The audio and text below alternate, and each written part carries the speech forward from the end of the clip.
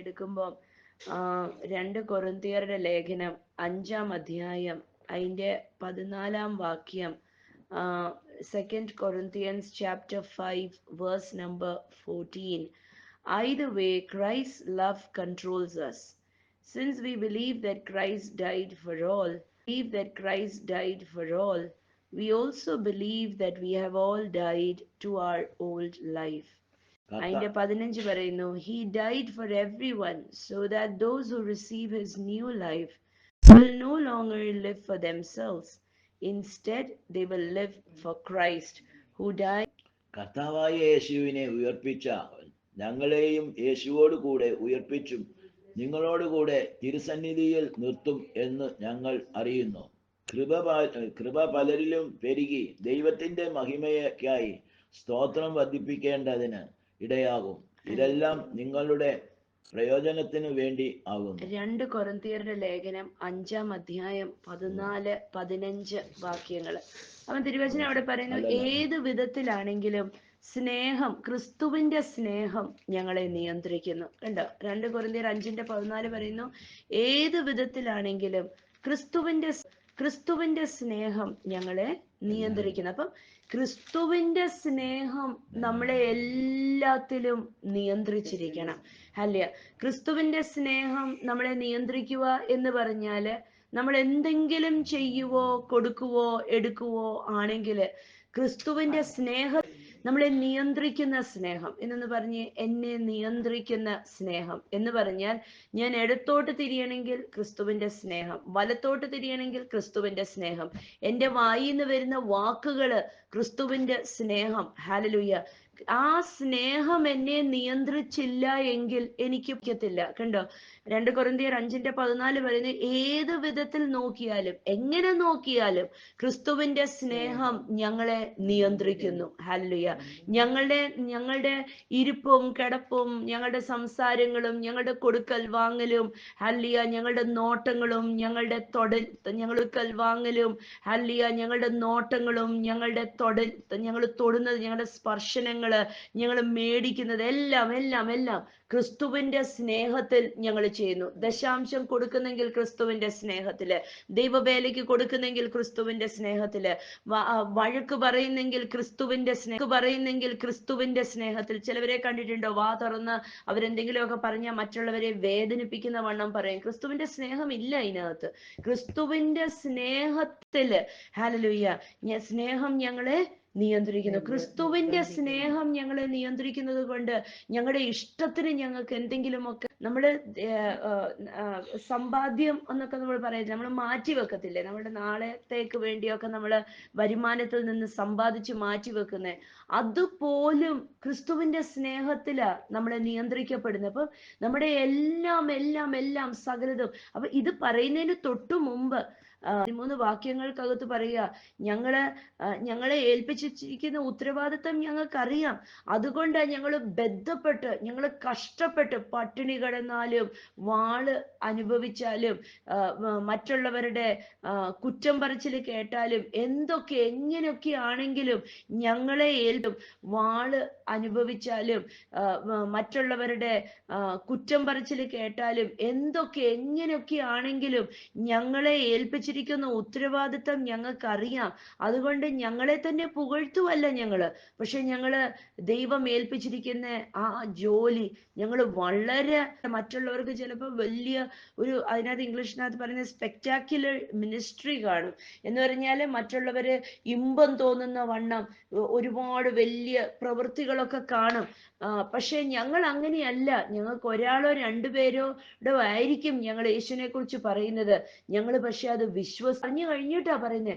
ഞങ്ങൾ ചെയ്യുന്നത് വിശ്വസ്തയോടെ, ഞങ്ങൾ ചെയ്യുന്നത് ക്രിസ്തുവിന്റെ സ്നേഹത്താല, ഞങ്ങൾ ചെയ്യുന്നത് ക്രിസ്തുവിന്റെ സ്നേഹം ഞങ്ങളെ നിർബന്ധിക്കുന്നത് കൊണ്ടാ ഞങ്ങൾ പലതും ചെയ്യുന്നത്. എന്നിട്ട് അവിടെ പറയാ, ചിലപ്പോൾ ഞങ്ങളെ നോക്കുമ്പോൾ ഞങ്ങൾക്ക് വട്ടാണെന്ന് പറയും, പക്ഷെ ഇതെല്ലാം ദൈവ മഹത്വത്തിനാ ചെയ്യുന്നത്.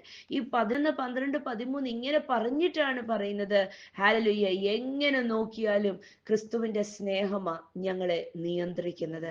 ഹല്ലേലൂയ. ഇന്ന് ഈ വചനം കേൾക്കുമ്പോൾ നമ്മൾ ഓരോരുത്തരും ക്രിസ്തുവിന്റെ സ്നേഹത്തിന്റെ നിയന്ത്രണത്തിലാണോ എന്ന് നോക്കണം. അതോ ലോകം നമ്മളെ നിർബന്ധിക്കുന്ന വണ്ണം എന്ന് നോക്കണം. അതോ ലോകം നമ്മളെ നിർബന്ധിക്കുന്ന വണ്ണം നമ്മൾ അങ്ങോട്ടും ഇങ്ങോട്ടും ചാഞ്ചാടുന്നുണ്ടോ? അതോ നമ്മളുടെ അകത്ത് കിടക്കുന്ന വികാരങ്ങൾക്ക് അനുസരിച്ചാണോ നമ്മൾ ജീവിക്കുന്നത്? ദേഷ്യം വന്ന അന്നേരം വാ തുറന്ന് ദേഷ്യത്തിൽ അങ്ങ് സംസാരിക്കും, അല്ലെങ്കിൽ ദേഷ്യത്തിൽ പെരുമാറും, ആണെങ്കിൽ പോലും ചിന്തിക്കത്തില്ല, അങ്ങനെ ദേഷ്യത്തില് ഇടപെടും. ക്രിസ്തുവിന്റെ സ്നേഹം നിയന്ത്രിക്കുന്നുണ്ടോ? ഇല്ല.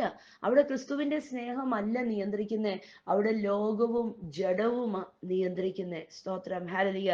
എന്നിട്ട് ഇവിടെ വചനം ആ 14-ാം വാക്യം തന്നെ പറയുക, since we believe that Christ old life. ഞങ്ങൾ വിശ്വസിക്കുന്ന എന്താണ്? ഞങ്ങൾ വിശ്വസിക്കുക പുതിയ ഞങ്ങളെ നിയന്ത്രിക്കുന്നത് ക്രിസ്തു ആണെന്ന് പറഞ്ഞിട്ട് പൗലോസ് അപ്പോസ്തലൻ അവിടെ പറയുക, ഞങ്ങൾ വിശ്വസിക്കുന്നു ക്രിസ്തു ഞങ്ങൾക്ക് വേണ്ടി മരിച്ചത് കൊണ്ട്, ഹല്ലേലൂയ, ഞങ്ങൾ വിശ്വസിക്കുന്നു ഞങ്ങൾ പഴയ ജീവിതത്തിന് മരിച്ചവരാ.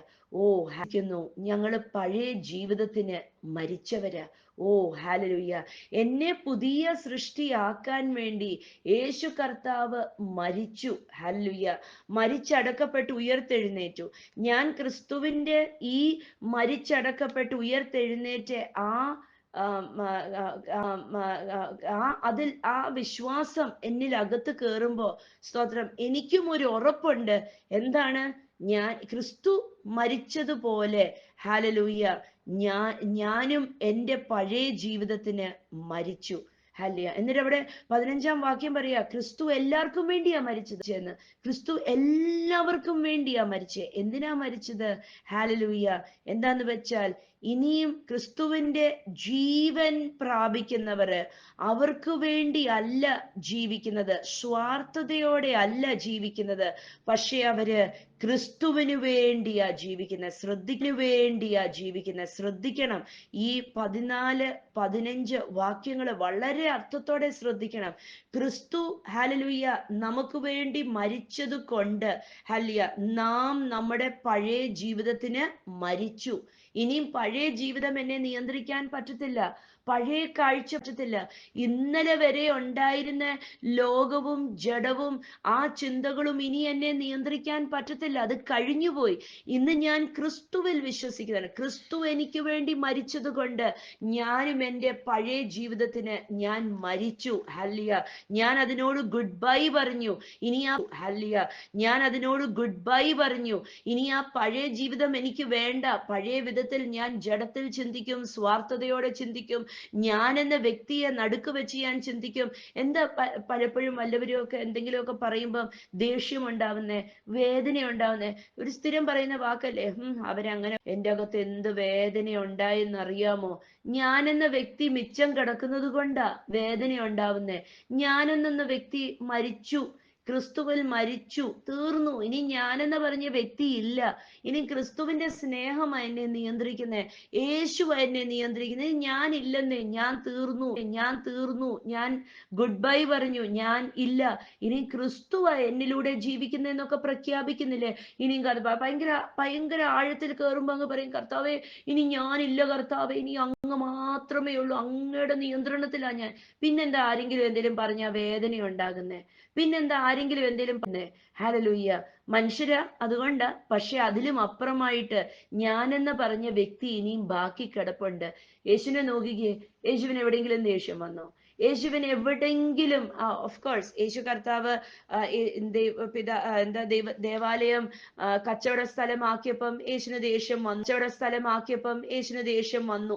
യേശു ശിഷ്യന്മാര് ഭൂതത്തിനെ പുറത്താക്കാന് ഒരു അപ്പന്റെ മോൻ, വെള്ളത്തിലും തീയിലും ചാടുന്ന ഒരു മോനുണ്ടായിരുന്നു. ആ മോനെ ആ മോന്റെ അകത്ത് കിടക്കുന്ന ഭൂതത്തിനെ പുറത്താക്കാതെ വന്നപ്പം യേശു കർത്താവിന് ദേഷ്യം വന്നു. യേശു കർത്താവ് ചോദിച്ചു, നിങ്ങളൊക്കെ എന്തുവാ? നിങ്ങളെ ഞാൻ എത്ര നാളാ വഹിക്കേണ്ടത്? എത്ര നാളെ? യേശു കർത്താവ് കർത്താവ് ചോദിച്ചു, നിങ്ങളൊക്കെ എന്തുവാ, നിങ്ങളെ ഞാൻ എത്ര നാളാ വഹിക്കേണ്ടത്, എത്ര നാള് സഹിച്ചോട് നടക്കണം എന്ന് പറയും. പക്ഷെ അല്ലാതെ നമ്മൾ ശ്രദ്ധിച്ച് യേശുവിനെ എന്തെങ്കിലുമൊക്കെ കുത്തി കുത്തി പറഞ്ഞെടുത്തും വേണ്ടാത്തത് പറഞ്ഞെടുത്തും ഒക്കെ യേശു എവിടെയെങ്കിലും പൊട്ടിത്തെറിച്ച് ദേഷ്യപ്പെട്ടു, ആഹാ നീയൊക്കെ ഇങ്ങനെയാണോ എന്നെ കുറിച്ച് പറയുന്നത് എന്നൊക്കെ പറഞ്ഞ് എവിടെയെങ്കിലും ആയി വരുന്നതൊക്കെ പറയുകയും ഒക്കെ ചെയ്യുന്നത് കേട്ടോ? എങ്ങും കേട്ടിട്ടില്ല, എങ്ങും നമ്മൾ അങ്ങനെ വായിക്കുന്നേ ഇല്ല.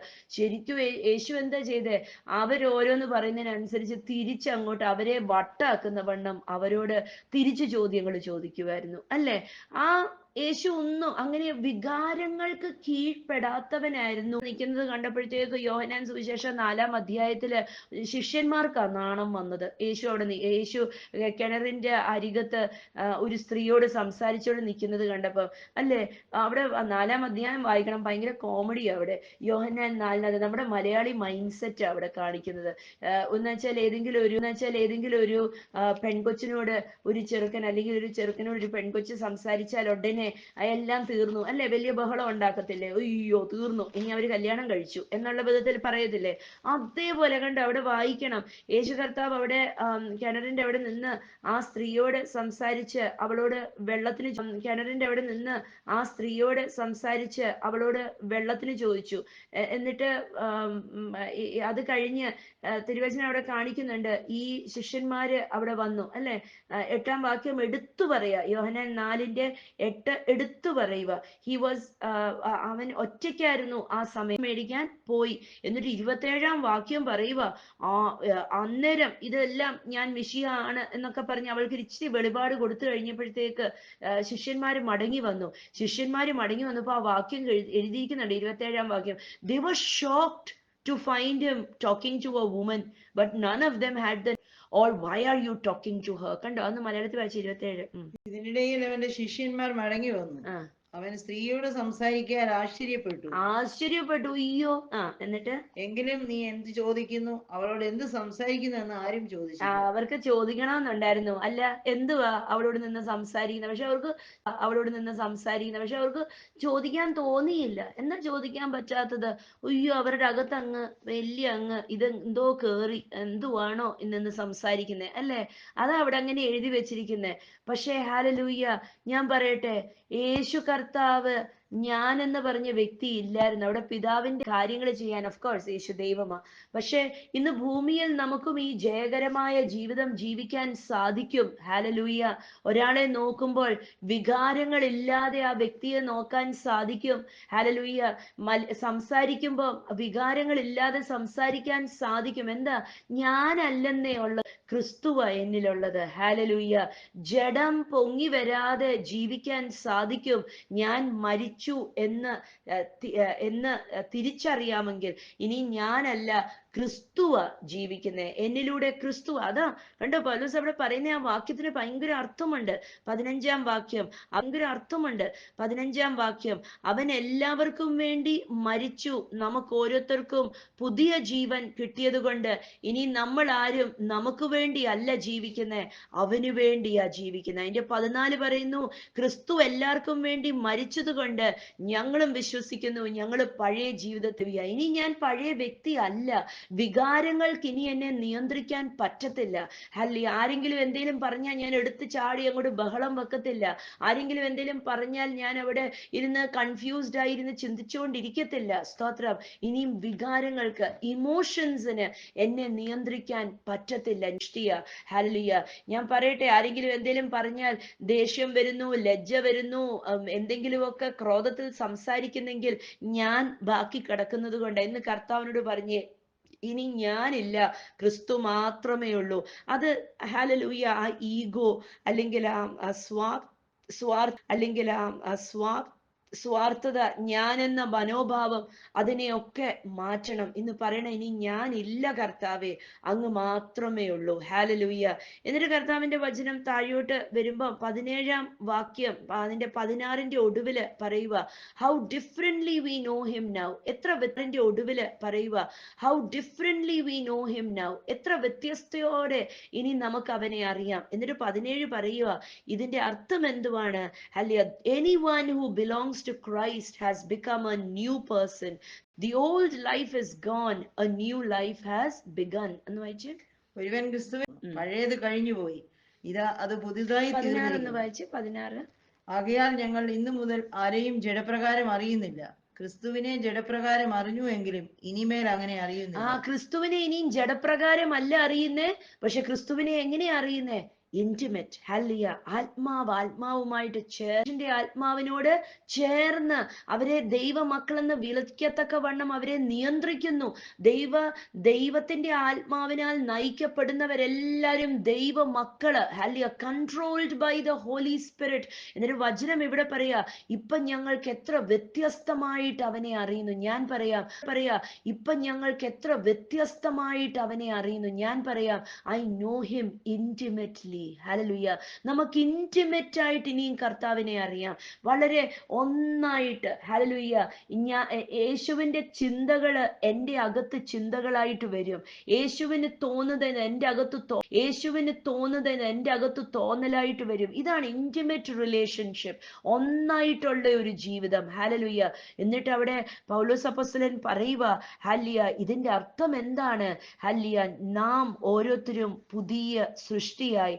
പഴയത് കഴിഞ്ഞുപോയി എന്ന് പറഞ്ഞ്, പഴയത് കഴിഞ്ഞുപോയി. ക്രിയേഷനാ. ഹല്ലേലൂയ. ക്രിയേറ്റീവ്. ഹല്ലേലൂയ എന്ന് പറഞ്ഞാൽ ക്രിസ്തുവിനകത്തുള്ള സകല സാധ്യതകളും ഇപ്പൊ എൻ്റെ അകത്തുണ്ട്. എന്താ? ഞാൻ പുതിയ സൃഷ്ടി. I am a new creation. അതുകൊണ്ട് ക്രൈസ്റ്റിനകത്തുള്ള എല്ലാ പോസിബിലിറ്റീസും എൻ്റെ അകത്തുണ്ട് എന്ന് പറഞ്ഞ്, all the possibilities of Christ are inside me. Hallelujah. ക്രിസ്തുവിനകത്തുള്ള സകല സാധ്യതകളും എൻ്റെ അകത്തുണ്ട്. എന്താ? ഞാൻ ക്രിസ്തുവിൽ പുതിയ സൃഷ്ടിയായി. ഹല്ലേലൂയ. ഞാൻ കുറെ സ്റ്റോറി ബുക്സ് വായിച്ച് ഞാനൊരു പുതിയ സൃഷ്ടിയാകുമല്ല. ഞാനൊരു സീരീസ് ടിവിയിൽ കണ്ടിട്ടില്ല. സ്തോത്രം. വചനം പറയുന്നേ, this means that anyone who belongs to Christ. ഹല്ലേലൂയ. ആരൊക്കെ ക്രിസ്തുവിലാണോ, ഇത് ശ്രദ്ധിക്കണം, ആരൊക്കെ ക്രിസ്തുവിലാണോ അവര് പുതിയ വ്യക്തികളായി. പഴയത് കഴിഞ്ഞുപോയി, പുതിയ ജീവൻ ദേണ്ട് തുടങ്ങിയിരിക്കുന്നു. തൂന്ന് രൂപാന്തരപ്പെടുത്തി എടുക്കുന്നത് പരിശുദ്ധാത്മാവിന്റെ ഉത്തരവാദിത്വം. ഈ പുതിയ സൃഷ്ടിക്കകത്ത് വ്യാപരിക്കുന്നത് ദൈവത്തിന്റെ പരിശുദ്ധാത്മാവിന്റെ ശക്തിയാ. അതാ റോമർ 8 പറഞ്ഞത്, ദൈവത്തിന്റെ ആത്മാവ് മനുഷ്യന്റെ ആത്മാവുമായിട്ട് ചേർന്ന് അവരെ ദൈവ മക്കളെന്ന് വിളിക്കുവാൻ വേണ്ടി, അവരെ ദൈവത്തിന്റെ ആത്മാവെന്ന്, അവരെ ദൈവ മക്കളെന്ന് വിളിക്കുവാൻ വേണ്ടി അവരെ ദൈവത്തിന്റെ ആത്മാവ് നിയന്ത്രിക്കും. തിരുവചനം ഇവിടെ, കൊരിന്ത്യരുടെ ലേഖനം ഇവിടെ പറയുന്നു, സ്തോത്രം. ഹല്ലേലൂയ. ആരൊക്കെ ക്രിസ്തുവിലാണോ അവരൊക്കെ പുതിയ സൃഷ്ടികളാ. അവര് പുതിയതാ. ഇന്ന് അവനവനെ തന്നെ നോക്കിയിട്ട് പറഞ്ഞേ, പഴയത് പോയി, ഞാൻ പുതിയ വ്യക്തിയാ. ഇനിയും പഴയതിനെയൊക്കെ ഓർത്ത് ഞാൻ അന്ന് അങ്ങനെയൊക്കെ ചെയ്തല്ലോ, അയ്യോ എനിക്ക് നാണം തോന്നുന്നു, ഇനി കർത്താവ് ഇനി എന്നെ കുറിച്ച് എന്താണോ ചിന്തിക്കുന്നത്? ചിന്തിച്ചുകൊണ്ടിരിക്കണ്ട. പുതിയ സൃഷ്ടിയായോ? യേശുവിനോട് പറഞ്ഞു, യേശുവേ, അങ്ങാണ് എൻ്റെ രക്ഷകൻ, അങ്ങാണ് എന്നെ നിയന്ത്രിക്കുന്നത്, കൺട്രോൾ ചെയ്യണേ. എന്നും രാവിലെ എഴുന്നേറ്റിട്ട് പറയണം, പരിശുദ്ധാത്മാവേ എന്നെ ഒന്ന് കൺട്രോൾ ചെയ്തേ. ഹല്ലേലൂയ. യേശുവേ, എന്നെ ഒന്ന് നിയന്ത്രിച്ചേ. തിരുവചനം ഇവിടെ പറയുന്നു, ക്രിസ്തു നിയന്ത്രിക്കുന്നവരെല്ലാരും പുതിയ സൃഷ്ടിയാ. പുതിയ സൃഷ്ടിക്ക് ഉയർച്ച മാത്രമേ ചിന്തിക്കാൻ പറ്റത്തുള്ളൂ, താഴ്ച ചിന്തിക്കാൻ പറ്റത്തില്ല, തോൽവി ചിന്തിക്കാൻ പറ്റത്തില്ല. പുതിയ സൃഷ്ടിക്ക് അനുഗ്രഹം മാത്രമേ ചിന്തിക്കാൻ പറ്റത്തുള്ളൂ, ശാപം ചിന്തിക്കാൻ പറ്റത്തില്ല. പുതിയ സൃഷ്ടിക്ക് യേശുവിനെ കുറിച്ച് മാത്രമേ ചിന്തിക്കാൻ സമയമുള്ളൂ, പിശാചിനെ കുറിച്ച് ചിന്തിക്കാൻ സമയമില്ല. പുതിയ സൃഷ്ടിക്കകത്ത് സ്വർഗത്തിലെ സകല സ്വഭാവമുണ്ട് എന്ന് പറയുന്നത്, സ്വർഗത്തിലെ സകല സ്വഭാവമുണ്ടെന്ന് പറഞ്ഞാൽ അസൂയയില്ല, ദേഷ്യമില്ല, പിണക്കമില്ല, വിദ്വേഷമില്ല, കയ്പില്ല. എവിടെയെങ്കിലുമൊക്കെ കയ്പുണ്ടെങ്കിൽ ഇന്ന് കയ്പിന്റെ ആ വേരിനെയൊക്കെ ചെന്ന് പിഴുതെടുത്തിട്ട് ദൂരെ കളയണം. എന്നിട്ട് പറയണ, എൻ്റെ അകത്ത് ഇതൊന്നുമില്ല. അല്ലേ, ഇതൊക്കെ പറഞ്ഞു മാറിപ്പോയാലുണ്ടല്ലോ ആരെങ്കിലും എന്തെങ്കിലും ഇതൊക്കെ പറഞ്ഞു മാറിപ്പോയാലുണ്ടല്ലോ ആരെങ്കിലും എന്തെങ്കിലും പറഞ്ഞാൽ ദേഷ്യപ്പെടുത്തുമില്ല, ശകാരിക്കാനും പോകത്തില്ല. ഈ ഒരു ചെവിന്ന് കേട്ടിട്ട് മറ്റേ ചെവിന്ന് ഇറക്കി വിടും. എന്നിട്ട് അവരോട് ഒന്നും അറിഞ്ഞിട്ടില്ലാത്ത വണ്ണം പിന്നെ അവരോട് സംസാരിക്കും, പിന്നെ ഇടപെടും. ഒരാൾക്കൊരു നന്മ വന്നാല് ഷോ എന്ന് പറഞ്ഞുകൊണ്ട് നടക്കത്തില്ല. സ്തോത്രം. ഹല്ലേലൂയ. മറ്റുള്ളവരുടെ നന്മ കണ്ടിട്ട് കർത്താവെ മഹത്വം എടുത്ത് ഉപയോഗിക്കുന്നുണ്ടല്ലോ എന്ന് സ്തോത്രം പറയും. അല്ലെങ്കിൽ അവർക്ക് ആ നന്മ കിട്ടിയല്ലോ എന്ന് സ്തോത്രം പറയും. ഹല്ലേലൂയ. ഇന്ന് പറഞ്ഞേ, it's A new order, A new creation. Hallelujah. ഇതൊരു പുതിയ ഓർഡർ ആണ്, പുതിയ രീതിയാണ്. എന്താ പഴയത് കഴിഞ്ഞു പോയി, ദേ പുതിയത് എല്ലാം ഉണ്ടായി. ഒന്ന് ഓർത്ത് നോക്കിക്കേ, നിങ്ങളുടെ പൂച്ചട്ടിക്കകത്ത് പൂവിന്റെ വിത്തോ അരിയോ എന്താണെന്ന് വെച്ചാൽ ചെടിയോ എന്തെങ്കിലും വെച്ചു, അത് വെച്ച് അത് കുറെ വളർന്നെല്ലാം കഴിഞ്ഞ് അതങ്ങ് കരിഞ്ഞു പോയെന്നിരിക്കട്ടെ. അത് കരിഞ്ഞ് അത് എത്ര വെച്ചിട്ടും അതിനോട് ചെന്ന് സംസാരിച്ചും തലോടിയിട്ടും ഫെർട്ടിലൈസർ ഇട്ടിട്ടും ഒന്നും അതിനൊരു മാറ്റവുമില്ല, അത് കരിഞ്ഞുപോയി. നിങ്ങൾ എന്ത് ചെയ്യും? നിങ്ങൾ അതിനെ അവിടെ വെച്ചോണ്ടിരുന്നിട്ട് പുതിയ വിത്തിടുമോ? ഇടത്തില്ല. നിങ്ങൾ എന്ത് ചെയ്യും? നിങ്ങൾ ആ പാത്രത്തിനകത്ത് കിടന്ന് പഴയതിന്റെ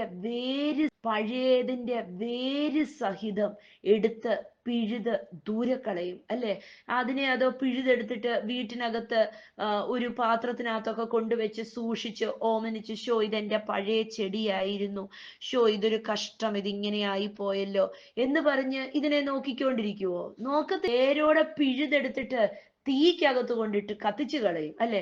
ഇവിടുന്ന് ഞങ്ങൾക്ക് തീ ഇടാൻ പറ്റത്തില്ല, പക്ഷെ ഞങ്ങൾ എന്ത് ചെയ്യും? അതിനെ വേരോടെ പിഴുതെടുത്തിട്ട് അതിനെ കച്ചറ ബോക്സിനകത്ത് കൊണ്ടുവന്ന് കച്ചറയ്ക്കകത്ത് കൊണ്ട് കളയും. ഹല്ലിയ. വേസ്റ്റ് കൊട്ടയ്ക്കകത്ത് കൊണ്ട് കളയും. പിന്നെ അതിനെ തിരിഞ്ഞു പോലും നോക്കത്തില്ല. ഹല്ലിയ. ഇന്ന് എല്ലാവരും നോക്കത്തില്ല. ഹല്ലിയ. ഇന്ന് എല്ലാവരും അങ്ങനെ തന്നെയാണെന്ന് ഞാൻ വിശ്വസിക്കുന്നു. ചിലവർ ഇച്ചിരിയും കൂടെ കടന്ന കൈ ചെയ്യും. ആ പൂച്ചട്ടിയും കൂടെ എടുത്ത് ദൂരെ കളയും. അവര് പറയും, ഓ പൂവും ഇതൊന്നും വളർന്നില്ല, എടുത്ത് ദൂരെ കളഞ്ഞിട്ട് അവര് പുതിയ പൂച്ചട്ടി മേടിച്ചിട്ട് പുതിയ പൂവ് അതിനകത്ത് കൊണ്ടുവെക്കും. ഹാലലൂയ. എങ്ങനെ വേണമെങ്കിലും എടുത്ത് അതിന്റെ അകത്തുള്ള കല്ലും കളിർപ്പും എല്ലാം പെറുക്കി എടുത്തു മാറ്റി പുതിയ മണ്ണൊക്കെ ഇട്ട് അതിനെ നല്ല ഭംഗിയായിട്ട് പുതിയ വിത്തെടുത്തിട്ട് അതിനകത്തിടും. ഹാലലൂയ.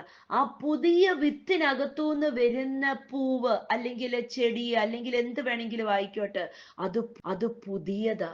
ഹാലലൂയ. അപ്പൊ നിങ്ങൾ പറയും, നിങ്ങൾ അതിനെ നോക്കിയിട്ട് എന്ത് പറയും? പഴയതിന്റെ മിച്ചമാണ് എന്ന് പറയുമോ? പറയത്തില്ല. നിങ്ങൾ പറയും, ദേ ഞാൻ പുതിയ പൂവ് നട്ടു, പുതിയ വിത്തിട്ടു, കണ്ടോ അതിന്റെ. നിങ്ങൾ വന്നേ വീട്ടിലാരെങ്കിലും വരുവാണെങ്കിൽ നിങ്ങൾ വിളിച്ചിട്ട് പറയും, ദേ വന്നേ ഞാൻ ഇച്ചിരി അരി എവിടെ നിന്നോ കിട്ടും. നിങ്ങൾ വിളിച്ചിട്ട് പറയും, ദേ വന്നേ ഞാൻ ഇച്ചിരി അരി എവിടെ നിന്നോ കിട്ടും, ഞാനത് ഇട്ടിട്ട് ദേ കണ്ടോ ഇതിനകത്തുനിന്ന് പുറത്തു വന്നത് കണ്ടോ. ഹാലലൂയ. ഇതിലും അപ്പുറമാണ് ക്രിസ്തുവിലായിരിക്കുന്ന ഒരുവൻ പുതിയ സൃഷ്ടിയ എന്ന് പറഞ്ഞാൽ, ഞാൻ കൈവെക്കുന്നിടത്ത് രോഗം സൗഖ്യമുണ്ടാകും. ഞാൻ ഒരാളോട് സംസാരിക്കുമ്പോൾ ആ വ്യക്തിക്കകത്ത്, ഞാൻ ഒരാളോട് സംസാരിക്കുമ്പോൾ അവരുടെ അകത്ത് കിടക്കുന്ന കെട്ടുകൾ അഴിഞ്ഞു മാറും. ഒന്നും ചെയ്യണ്ട, ഒന്ന് സംസാരിച്ചാൽ മതി. ഹല്ലേലൂയ. കർത്താവിന് മഹത്വം. കണ്ടോ, തിരുവചനം പറയുക, എനിവൺ, ആരെങ്കിലും, അയ്യോ ഇന്ന വ്യക്തി എന്ന് പറഞ്ഞില്ല. ശ്രദ്ധയോടെ ആ വചനം കേൾക്കണം. 17-ാം വാക്യം, ദിസ് മീൻസ് ദാറ്റ് ഒരുവനെന്ന മലയാളത്തിൽ പറയുന്നത്. ഇംഗ്ലീഷിൽ ശ്രദ്ധിക്കണേ, എനിവൺ, ആരെങ്കിലും ക്രിസ്തുവിലായാൽ. ഹാലലൂയ. കണ്ടോ, ഇതിന്റെ അർത്ഥം ഇങ്ങനെയാണ്. മലയാളം ഞാൻ ഇംഗ്ലീഷ് ലിറ്ററലായിട്ട് അങ്ങ് ട്രാൻസ്ലേറ്റ് ചെയ്യുക.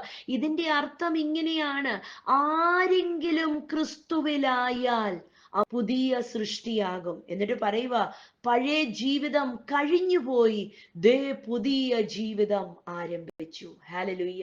പുതിയ ജീവിതം, എല്ലാം ന്യൂ ആയി. പുതിയ അനുഗ്രഹം, പുതിയ നന്മകള്, പുതിയ സ്വഭാവം, പുതിയ കാഴ്ചപ്പാട്, പുതിയ ജീവിത ശൈലി. ഹാലലൂയ. പുതിയ കാഴ്ചപ്പാട്, പുതിയ ജീവിത ശൈലി. ഹാലലൂയ. പഴയത് പോയി. ഹല്ലേലൂയ. എല്ലാം പുതുതാക്കുന്നവൻ, എല്ലാം ബെസ്റ്റ് ആക്കി തരും. മനസ്സിലാക്കണം, ഇത് ക്രിസ്തുവിന്റെ ജീവിതമായി. ഹല്ലേലൂയ. ഇനിയും പിശാചിനെ സ്വാധീനിക്കാൻ പറ്റത്തില്ല. അവിടെ നിന്നിട്ട് പറയല്ലേ, അയ്യോ ഇത് പിശാച് കൊണ്ടിട്ടിട്ട്. ഞാൻ ചോദിക്കട്ടെ, ക്രിസ്തു അകത്ത് വാഴുവാണെങ്കിൽ പിശാചിനെ നിങ്ങളെ തൊടാൻ പോലും പറ്റത്തില്ല. ആ ബോധ്യത്തിൽ ജീവിക്കണം. ഹാലലൂയ. ഇന്ന് വിളിച്ചു പറയണം, I am a new creation. ഹാലലൂയ. ഞാനൊരു പുതിയ സൃഷ്ടിയ. ഹാലലൂയ. എൻ്റെ അകത്തുള്ളതെല്ലാം പുതുതാക്കപ്പെട്ടു. സ്തോത്രം. കാഴ്ചപ്പാട്, ഹാലലൂയ, ഉയർച്ചയുടേതും നന്മയുടേതും അനുഗ്രഹത്തിൻ്റെതും എന്നെ അകത്തുനിന്ന് നല്ലവനും നല്ലവളും ആക്കുന്നത് ഈ പുതിയ സൃഷ്ടിയുടെ അനുഭവം. ഹല്ലേലൂയ.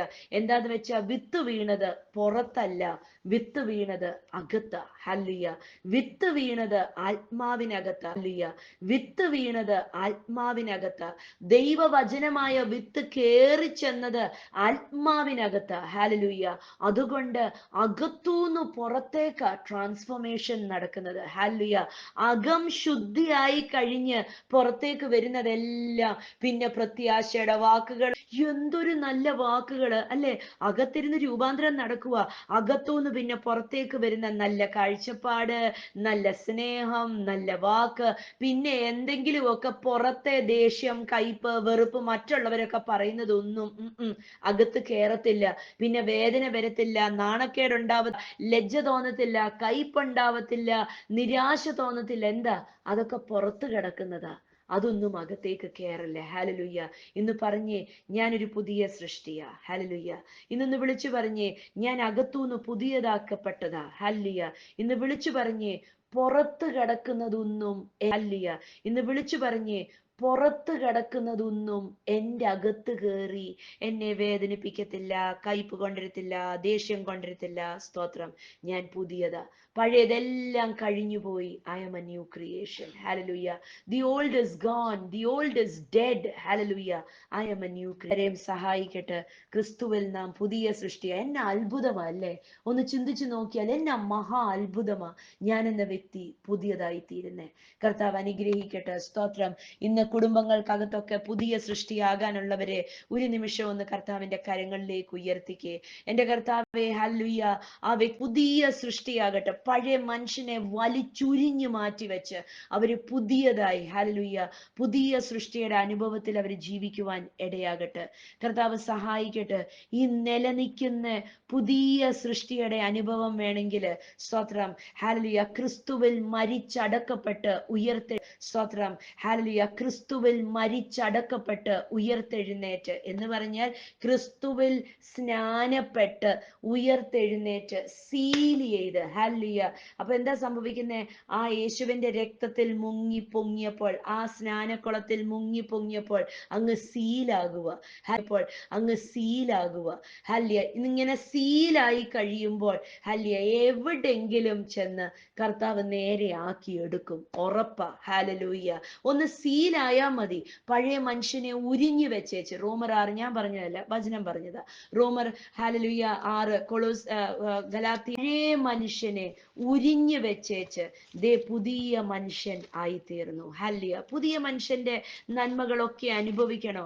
പുതിയ സൃഷ്ടിയുടെ സകല ഗുണവും അനുഭവിക്കണോ? ഗലാത്യർ 3 ഹല്ലേലൂയ അതിന്റെ 27, and all who have been united with Christ in baptism. ഒന്ന് വായിച്ചേ. ക്രിസ്തുവിനോട് ചേരുവാൻ സ്നാനമേറ്റിരിക്കുന്ന നിങ്ങൾ എല്ലാവരും ക്രിസ്തുവിനെ ധരിച്ചിരിക്കുന്നു. ക്രിസ്തുവിനെ ധരിച്ചിരിക്കുന്നു. കണ്ടോ? എന്ന് പറഞ്ഞാൽ തുണി ഊരി മാറ്റി വെച്ചിട്ട് പുതിയ തുണി ഇട്ടതുപോലെ ക്രിസ്തുവിനെ ധരിച്ചിരിക്കുന്നു. റോമർ 6 ഹല്ലേലൂയ അതിന്റെ 4, for we died and were buried with Christ by baptism. കണ്ടോ? ക്രിസ്തുവിൽ നാം മരിച്ച് അടക്കപ്പെട്ടു. എങ്ങനെ? സ്നാനത്തിലൂടെ. പഴയ മനുഷ്യനെ അവിടെ ഉരിഞ്ഞു വെച്ചേച്ച് പുതിയ മനുഷ്യനായിട്ട് നാം എഴുന്നേറ്റു. അതുകൊണ്ട് റോമർ 6 പറയുന്നു, അതുകൊണ്ട് നാം ഇനിയും പാപത്തിന് അടിമയല്ല. 6 പറയുന്നു, അതുകൊണ്ട് നാം ഇനിയും പാപത്തിന് അടിമയല്ല. ഞാൻ ഇനി ദേഷ്യത്തിന് അടിമയല്ല. ഞാൻ ഇനിയും വികാരങ്ങൾക്ക് അടിമയല്ല. ഞാൻ തോൽവിക്ക് അടിമയല്ല. എന്താ? ഇനി ക്രിസ്തു എൻ്റെ അകത്ത് വസിക്കുന്നു. ഞാനൊരു പുതിയ സൃഷ്ടിയാ. അല്ലേ? ഈ പ്രോസസ് കംപ്ലീറ്റ് ആക്കാനാ നമ്മൾ അനുസരിക്കുന്നത്. നാം ക്രിസ്തുവിൻ പൂർണ്ണമായും പുതിയതായി തീരുന്നേ. കർത്താവ് അനുഗ്രഹിക്കട്ടെ. ഹല്ലേലൂയ. പഴയ മനുഷ്യൻ പൊളിഞ്ഞു മാറി പുതിയ മനുഷ്യന്റെ അനുഭവത്തിനകത്തേക്ക് പൂർണ്ണമായി വരട്ടെ. കർത്താവ് സഹായിക്കട്ടെ.